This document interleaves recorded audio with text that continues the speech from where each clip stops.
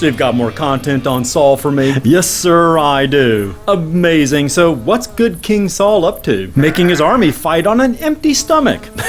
The shit you lead off with. Yeah, Saul's mental status is really going to start attracting attention in this one. So what's his rationale here? There isn't one.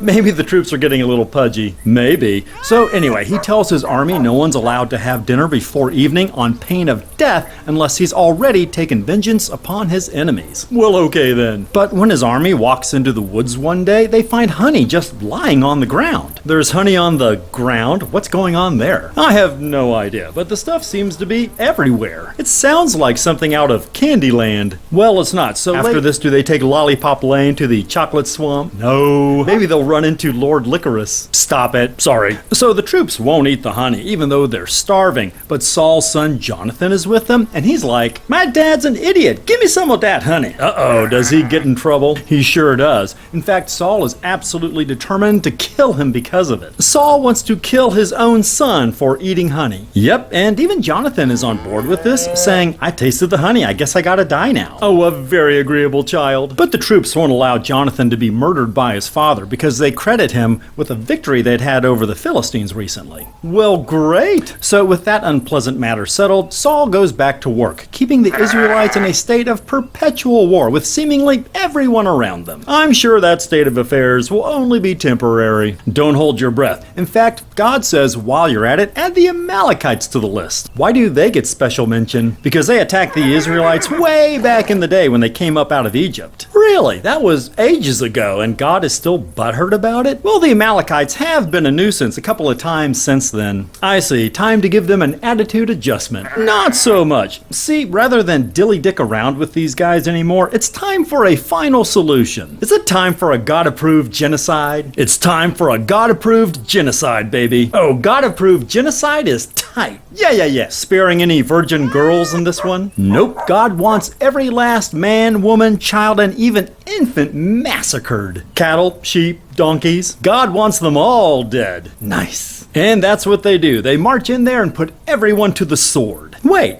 last time you said the Israelites only had farm implements to fight with. Oh yeah. Whoops. Whoopsie. So somehow in the space of a chapter and a half and with no real passage of time mentioned, the Israelites have swords again. You're just all over the place with that, huh? Yeah. Suit yourself. So, the Amalekites have been exterminated. Almost. Saul takes it upon himself to spare the best of the animals so they can be used in sacrifices to God. Ah, what a lovely gesture. They also took the king of the Amalekites alive. Awesome. Gonna finish off the Amalekites with one final ceremonial execution. Well done, Saul. God is going to be thrilled. Oh, no. No. What? God is pissed. Oh, geez, now what? Saul's initiative in keeping the best of the plundered animals as sacrifices to God was the wrong thing to do. Really? Huh. I would have thought God would have been honored. Nope. Absolute blind, unthinking obedience is what he was going for here. Man, the road to hell is paved with good intentions. Oh, that's good. You mind if I use that sometime? Knock yourself out. So when God sees that Saul only had the best of intentions, maybe he'll change his mind. Don't be ridiculous. God does not change his mind. Fine, all right. But he regrets ever having made Saul king, and he tells him he's got someone better in mind to take his place. So God changed his mind about Saul. Hey, shut up. So God has Samuel head over to see Jesse of Bethlehem, as one of his sons will be the next king. Okie dokie. And the first of Jesse's 7 sons, Eliab, comes out, and Samuel's looking at this kid and thinks, oh yeah, that's the guy. Is he a head taller than everybody else and very handsome? As if that matters to God. It was the only thing that distinguished Saul. God looks not at the outward appearance like a mere human would. He looks at the heart. Oh, okay.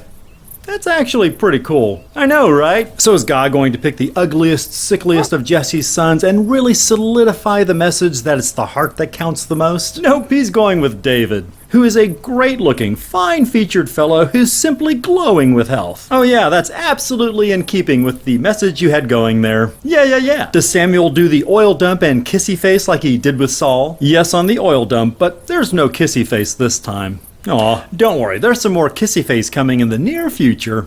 So now that God has stripped Saul of his kingship, he thinks tormenting him with an evil spirit would be a good idea. Oh, God is sending evil spirits now? That sounds so holy and abundant in goodness and love. Oh, hell yeah. Is there some reason why he doesn't just leave the poor bastard alone? Well, remember, Saul immediately committed only about 99.95% of the genocide God ordered against the Amalekites and delayed that last 0.05% by a few hours. Yeah, I see your point. That was very, very wicked of him. It really was. So it is right for us to give thanks and praise to God for sending evil spirits to torment the not quite genocidal enough Saul. God is so good. Always. So, Saul is busy being persecuted by God's evil. What's David up to? Playing a harp to relieve Saul of the evil spirit God sent. Let me get this straight. God's chosen successor, David, is providing relief to the previous king, Saul, whom God is actively bedeviling. Yes.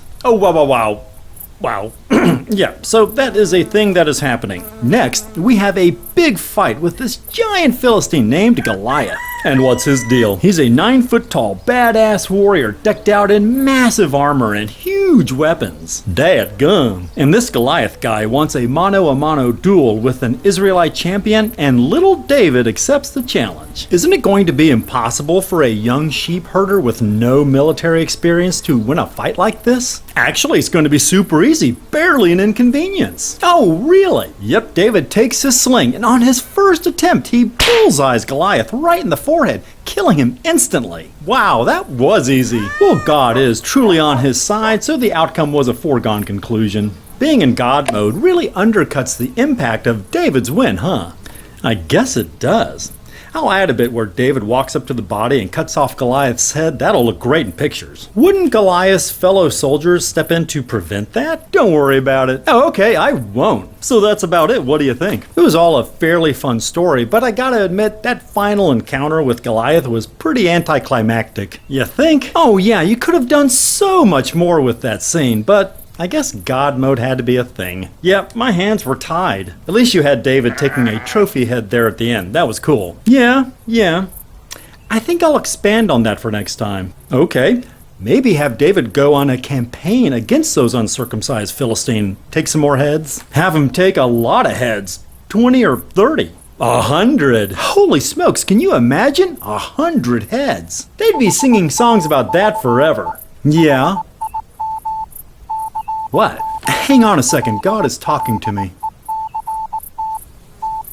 Are you seriously on that again? What's he saying? Shh. Ah, for Pete's sake. What did he say? You know how we're always referring to them as the uncircumcised Philistines? Yeah.